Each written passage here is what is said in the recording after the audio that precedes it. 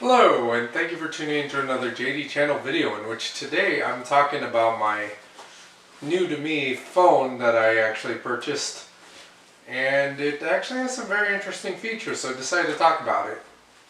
I'm using a different background to try out things, and hopefully this video kind of intrigues you a little bit. Let's talk about the phone.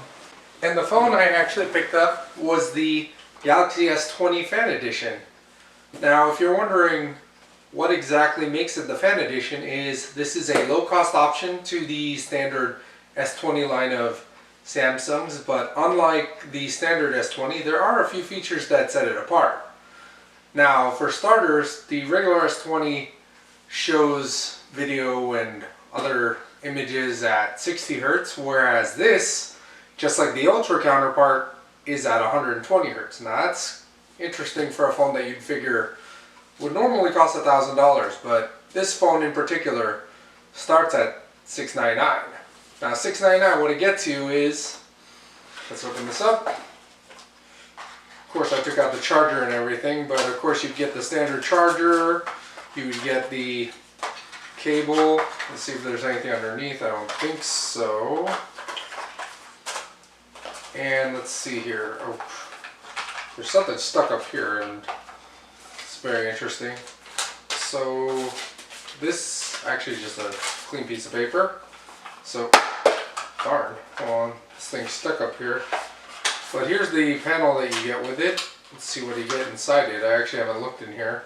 I believe the only things in here, of course, is the ejection pin, as well as the quick starter guide, just like always. I should have an, let's see here, and then the brief items that kind of set it apart, which, just like any other S20, it has, of course, the night mode option, the 30 space zoom, as they call it. Of course they say pro grade camera because it has several cameras on it, as well as, there's terms and conditions in here. And single take, of course, is just like any other camera. I mean, it has the option to take one photo and you can do it in different modes, as well as this one works on T-Mobile's 5G network. Let's pull the phone up in a second, put this back. It's kind of interesting how this packaging goes. Put this back. I guess it does fit in there.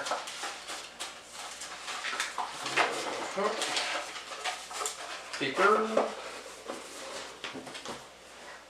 Oh, this is the SD card going.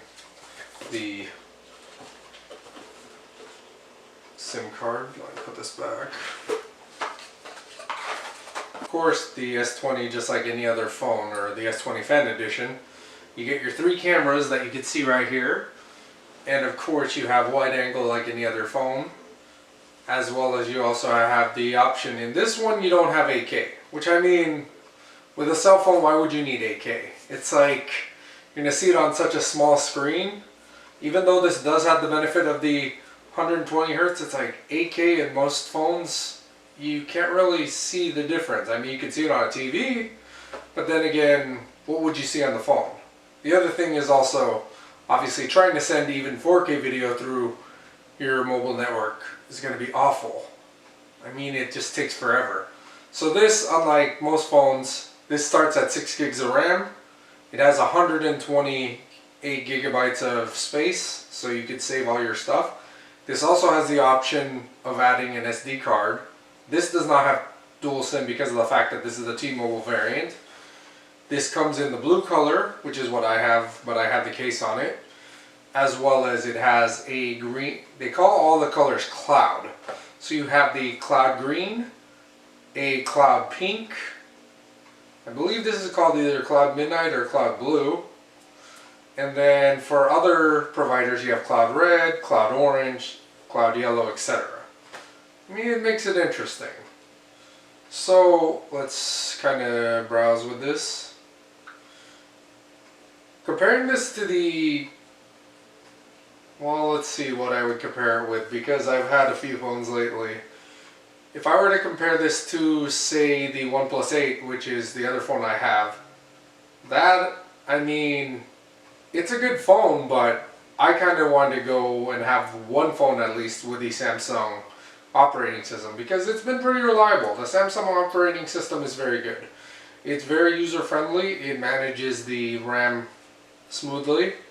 So it's like I decided, okay, well, I've had the OnePlus 8 for a few weeks and all of a sudden they announced this phone and it's for the same price point as the OnePlus 8. The OnePlus 8 is $699. My V60 was $699 and this was also $699. Now since I do jump on demand, I can switch phones every 30 days. Now most people would say, why would you? At least you can be up to date on technology, and if since you're leasing the phone, it's like, do you really want to be stuck with the technology anyway? So I decided, might as well give this a try. The OnePlus 8 is a great phone. This is also a good phone. The only difference is obviously this has less RAM, but even though it has less RAM, you can see that it pretty much manages it well. It works well, it runs smoothly. Of course you have your familiar apps, you have Bixby, you have a front-facing camera, which let's take a photo with the front-facing camera and see how that works. I'm still trying to figure out the settings because unlike the counterpart of the S10 I had, things do work a little differently. Let's see here, wow, actually the quality of this is pretty cool. This is the front-facing camera. Let me show you the photo on that. Take a look at that. Wasn't that bad. Alright, hold on. Here we go. Take a look at that. Ooh. I guess the camera needs to focus. Let me see if I can focus it. I guess not. But it's not a bad camera, nonetheless. I mean, right now I was taking the photo at, let me see, it says, oh, I guess it's 3:4. I guess I should do everything by 16:9.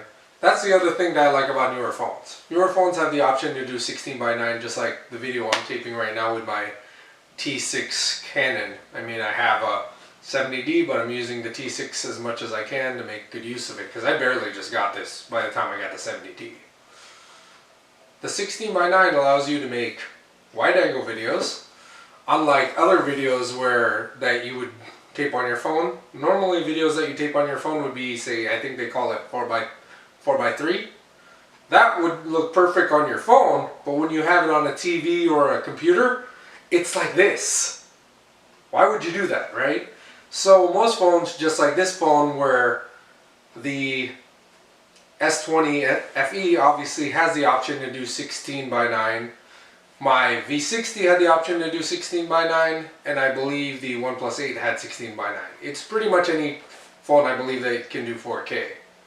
Previous phones I had, like the S10, didn't have the option for 16:9, but the OnePlus 7T McLaren Pro had that. That had the 16:9, which is the first phone I've seen it on. That was a phenomenal phone, aside from the fact it didn't work well with the network.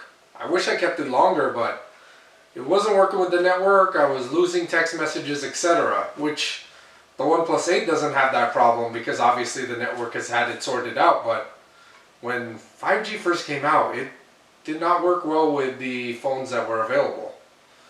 They just pretty much got stuck with, okay, you refreshed, all of a sudden you find out you have missed calls, all of a sudden you see that you have voicemails, or in some cases, I would turn on the Wi-Fi, it would be on Wi-Fi calling, you'd think, okay, this should be reliable. You turn off Wi-Fi calling, all of a sudden I have missed calls and text messages. I have no idea how that's even possible, but I'm glad T-Mobile got their act together on it. So, I mean, this complements a good phone for it. Now let me see, I don't remember what exactly the 3 cameras specs are. Let me see if I can actually get that from this box. I cannot. Just because most of the camera phones that I have are pretty much similar, but let's go look it up as I talk about it. I know it should have had those facts, but go figure. I mean, what video actually is perfect? And 5G is not working well here in this area. Let me see. Let me see the specs of the camera, because I know that the phone itself is 6.5, which is the average of all my phones. I think the biggest phone I've ever owned was the V60 at, I believe it was 6.8. That's why it was so big when I would video it. But that had its own encryption problems, and I don't know why, for a phone that was very well spec'd, I believe that they even had 10 gigs of RAM maybe? I don't remember. I gotta pretty much correct myself probably on that. It was a good phone, but its operating system is honestly what was the downfall, because every variant on the Galaxy system has its own kind of, I guess, I'm trying to think of what word you call it, their own version of kind of software that they integrate with the Galaxy or the Android operating system. So you have OnePlus, which has Oxygen. You have this one, which has, forget what you call the Samsung one. And then LG had its own that they pretty much weren't talking about, but it had terrible encryption. And if you read online, it'll tell you that the encryption had problems. Okay, so this is what we're looking at with the cameras. You have a 32 front camera, of course. And then in the back you have a 12-inch ultra-wide, a 12-inch, not 12-inch, a 12 megapixel ultra-wide, a 12 megapixel wide angle, and then an 8 megapixel telephoto. So you have 32 megapixels, 12, 12, and 8. That's a good set for, a basic phone. The other thing that sets it apart of this, I forgot of course, is that it's a plastic phone. It has wireless charging, and it also does have the option to share the charge with any other device on top of it. That makes it useful. As much as it's a plastic phone, you'd figure, okay, there's got to be some downfall, but it still has the options of its class counterparts. The S20 I heard also is plastic, as well as the Note S20, the basic. When you go Ultra and you go Plus, of course that's where it gets glass and metal. And the glass one obviously is a nice phone to have, but obviously it'll shatter. So with the plastic, this is their very, very budget friendly one. So I kind of wonder how sturdy it'll be. So that's why I got this really hard case on it. I'm hoping it'll be very durable. I also got the screen protector to kind of help it. Let's see what else it has. It has, of course, the 3x optical zoom, and of course the super zoom, which is 30 times. Let's see what else it has. Night mode, of course, every other phone has night mode, so pretty much it'll kind of integrate and upscale it from when you're looking at the phone. It'll help the images and make it kind of better, so at least you're not looking at, dark photos that should have been upscaled, which right now I'm wondering what the lighting looks like on here. Hopefully I can fix it in the editor, but this is the lights that I have, of course. What else does it have? Of course, the Infinity OLED display. So with most of these new phones, they always talk about how there's no bezel, so kind of, I guess Samsung calls it an Infinity O. It's a nice screen, as you can see. It's a nice screen, which, it works on the 5G network like always. They keep always talking about, oh look, we have 5G. Then the biggest difference obviously with this screen over the OnePlus is the OnePlus shows at 90 Hz. This can show up to 120 Hz, and most standard phones like your iPhone or pretty much any, actually I'm not sure if the newer iPhones might go higher, but I believe the Samsungs are the only ones that could go at 120 Hz, with the exception of maybe some off-brands. OnePlus hasn't gotten 120 Hz, it got 90 Hz, but that was already amazing on its own. If you've never seen what 90 Hz looks like, you should kind of play around and watch a video at 90 Hz on a OnePlus, and you'll be amazed. For a phone that is way less than $1,000, it has amazing features. Only thing is, obviously the Samsung operating system is a little better, it's more efficient. The one thing that I have so far that's an issue with the OnePlus is the way it handles RAM. You can clear it, you can restart it, that's fine, but this, I haven't really had to restart it. All I had to do is charge it, and I've had it for about 4 days. That's not bad, whereas the OnePlus, pretty much the second, third day I had to restart it several times just to get the RAM to kind of, I guess you want to say, go back and be able to be used. And I don't know why it's like that. This, just like my, actually no, I think my V20 had 5,000 mAh, this has 4,500. And my V60, I believe, had 5,000, which was an amazing phone. With the as far as specs, but as far as encryption, it had its own problems. And it's kind of sad because I thought I was going to keep that for quite some time, but it disappointed me, so I had to get rid of it. I had it for long. I probably had it the longest out of the bunch of phones I've had lately, but it's because nothing really came to mind, and all the Samsung devices were expensive. The OnePluses, besides the McLaren, were pretty much not coming out very well in the US, and then finally the OnePlus 8 came out. That was, so far it's been an okay phone, but I mean, there's some improvement as far as the RAM. Now, I have chargers for my past OnePluses, because this comes out the box with a 15-watt charger. It says it supports up to 25 watts, which my OnePlus chargers, I have I believe the base one, as they call it, I forget what you call that charger. The first charger I have, which is the smaller cube, that one I believe is 15 watts. I'm gonna actually check the specs right now. But let's see, because the bigger one they call the Warp is the 25 watts, but for some odd reason, when I plug in the 15 watt charger into this, which it's pretty much the same spec as the one that it comes with, it says check your connection and it doesn't recognize the charger, whereas the 25 watt OnePlus, it recognizes it and it charges it fast, which is good. The only thing is I wish that it used both, because at least I can kind of, rotate between chargers and at least be able to not have to bring the Samsung charger all the time, because that's a hassle of just unplugging it, bringing it with me, and then if I leave it somewhere, then I'm out that charger. And nowadays chargers, as much as you think it's a small thing and you just bring the cable with you, to actually have an efficient fast charger, they're kind of expensive and you don't really want to keep buying them. So I mean, as far as this goes so far, I can tell you obviously I do like the phone, and I'm hoping to have good things to say about it in the next few months, and we'll see, because I keep changing phones. We'll see if I keep it or if by chance I happen to change it again. But I mean, I can see good things with this, and maybe I'll start to vlog with it because I can do 16:9 now.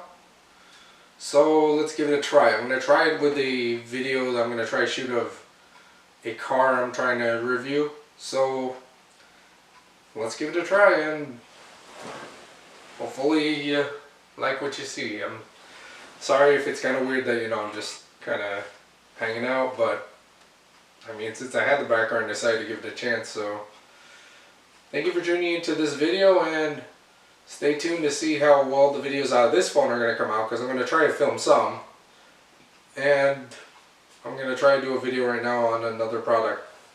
Thank you for tuning in, and take care.